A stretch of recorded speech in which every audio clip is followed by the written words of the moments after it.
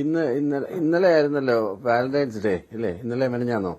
Valentine's ഡേയിൽ ചില പയ്യന്മാർ വന്നിട്ട് ചോദിക്കത്തില്ലേ, എസ് ഓർണോ ഇപ്പൊ പറയണം, എന്നെ ഇഷ്ടമാണോ അല്ലയോ, എസ് ഓർണോ ഇപ്പൊ പറയണമെന്ന് പറയുന്ന, അങ്ങനെ മറുപടി പറയണമെന്ന്. എന്നാൽ തന്നെ കുട്ടികൾ ആലോചിച്ചിട്ട് അതിനൊരു മറുപടി പറയാൻ പറ്റത്തുള്ളൂ.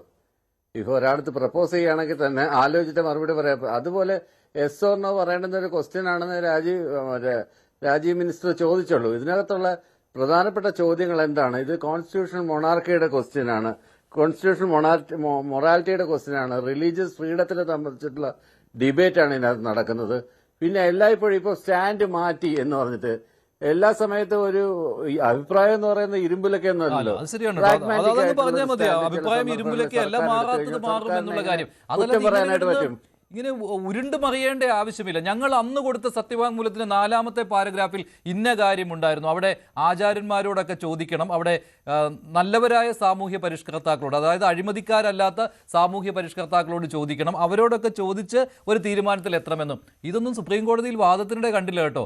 ഒറ്റക്കാര്യത്തിലാണ് സർക്കാർ നിശ്ചയദാർഢ്യത്തോടെ നിന്നത്, അതായത് തുല്യതയ്ക്കാണ് അവിടെ പ്രാധാന്യം എന്നുള്ളത്. മതസ്വാതന്ത്ര്യത്തിന് പോലുമല്ല, അതുപോലും സംസ്ഥാന സർക്കാരിന്റെ വാദമല്ലായിരുന്നു. തുല്യത 2007 VS അച്യുതാനന്ദൻ സർക്കാർ സുപ്രീം കോടതിയിൽ കൊടുത്ത സത്യവാങ്മൂലം അത് തന്നെയാണ് 2016 നവംബറിൽ 1ാം പിണറായി സർക്കാർ ആ സ്റ്റാൻഡിൽ ഉറച്ചു നിൽക്കുകയായിരുന്നു. ഇടയ്ക്ക് വന്ന ഉമ്മൻചാണ്ടി സർക്കാർ മറിച്ചൊരു സത്യവാങ്മൂലം കൊടുത്തിരുന്നു, യുവതീ പ്രവേശനം സാധ്യമല്ല എന്നത്.